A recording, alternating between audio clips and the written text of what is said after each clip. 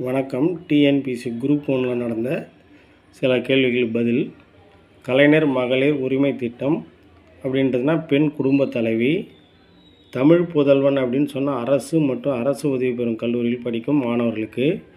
விடியல் பயணம் அப்படின்னு சொன்னால் பெண்களுக்கான இலவச பேருந்து பயணம். புதுமை பெண் திட்டம்னா 12ஆம் வகுப்பு வரை அரசு பள்ளியில் படித்த பெண் கல்லூரி மாணவர்கள்.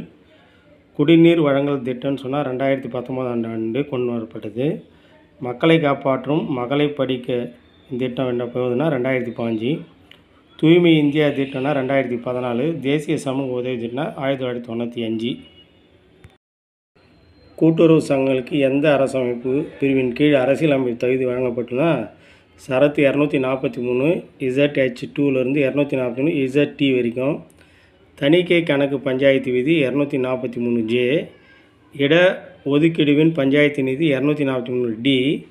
பஞ்சாயத்து தேர்தல் விதி 243K. கிராம சபை விதி 243A.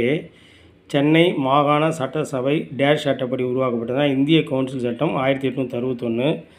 கிராம நிர்வாகத்துக்கு சிறப்பிடம் கொடுத்தவர் யாருன்னா சோழர்கள் தான்.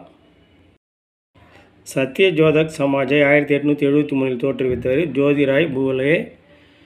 தலைக்கோட்டை போர் டேஷ் என்றும் அழைக்கும்னா ராஹாசி தாங்காடி போர். சிவாஜி சுதந்திர அரசராக முடிசூட்டப்பட்ட இடம் ராய்காட். பழங்குடியினர் யார் கால்நடை பராமரிப்பாளராக செயல்படுகிறார்னா கே வாட்ஸ்.